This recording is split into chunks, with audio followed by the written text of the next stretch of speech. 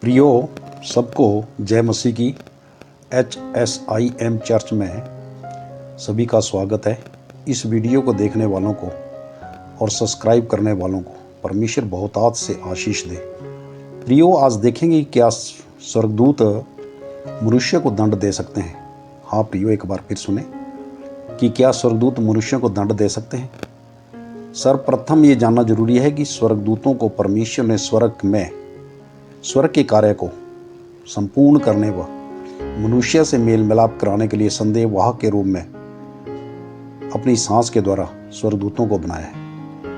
जब स्वर्गदूत संदेश लेकर आते हैं या परमेश्वर की अग्नि सहित आते हैं तो क्या क्या घटनाएं होती हैं, देखेंगे वचनों के द्वारा।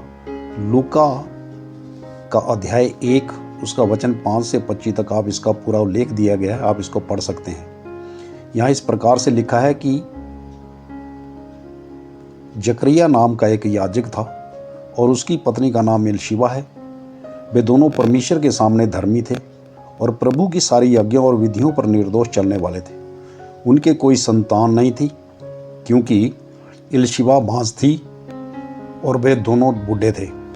अपनी पारी में या जो याजकों के जो उनकी नंबर आते थे, 24 याजकों के दल थे।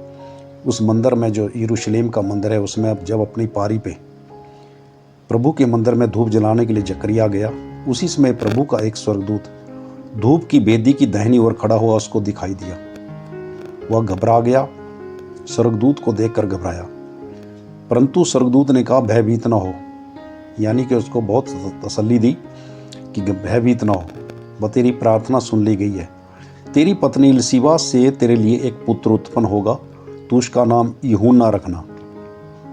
तुझे आनंद और हर्ष होगा और बहुत से लोग उसके कारण आनंदित होंगे। जकरिया ने स्वर्गदूत से कहा कि मैं कैसे जानूं, क्योंकि मैं तो बूढ़ा हूं और मेरी पत्नी भी बूढ़ी हो गई है। स्वर्गदूत ने कहा कि मैं जिब्राइल स्वर्गदूत हूं जो परमेश्वर के सामने खड़ा रहता हूं और मैं तुझसे बातें करने और तुझे यह समाचार सुनाने के लिए भेजा गया हूं कि देख, जिस दिन तक ये बातें पूरी न हो ले और उस दिन तक तू मौन रहेगा और बोल ना सकेगा, इसलिए कि तूने मेरी बातों को जो अपने समय पर पूरी होगी प्रतीति ना की, यानी कि उन पे विश्वास नहीं किया।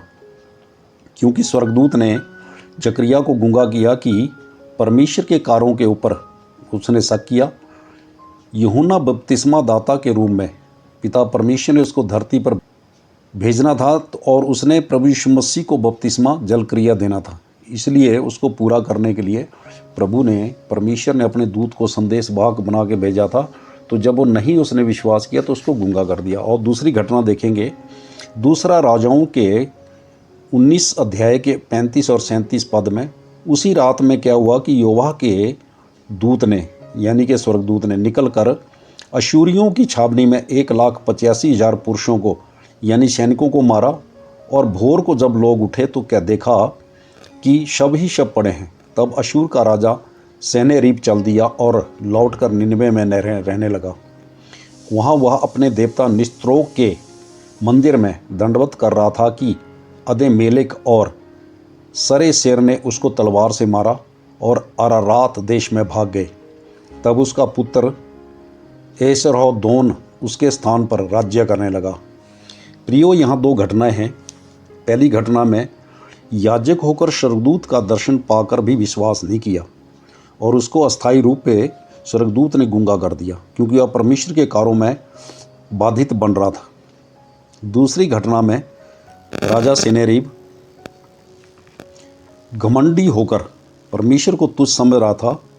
प्रियो, आज भी विश्वासी अविश्वासी या प्रभु के सेवक पिता परमेश्वर की योजनाओं को विफल करने की कोशिश करते हैं, यानी विश्वास नहीं करते कि आज चमत्कार नहीं होते। ये 2000 वर्ष पहले होते थे जब प्रभु यीशु मसीह धरती पे थे, परंतु आज भी चमत्कार होते हैं और आज भी लोग चंगे होते हैं। हर बीमारियां, रोग, कष्ट, दर्द, तकलीफ़ें दूर होते हैं, क्योंकि प्रभु ने कहा था कि स्वर्ग का राज्य निकट आ गया है।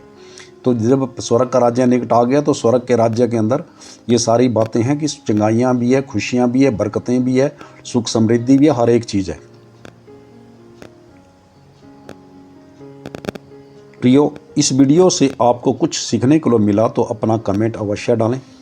शालोम, सबको जय मसीह की। परमेश्वर सबको बहुत हाथ के साथ आशीष दे और सबको परिवारों सहित बहुत ही खुशियाँ और आनंद और सच्ची शांति दे। यीशु के नाम से मांगता हूँ, आमीन। हालेलुया।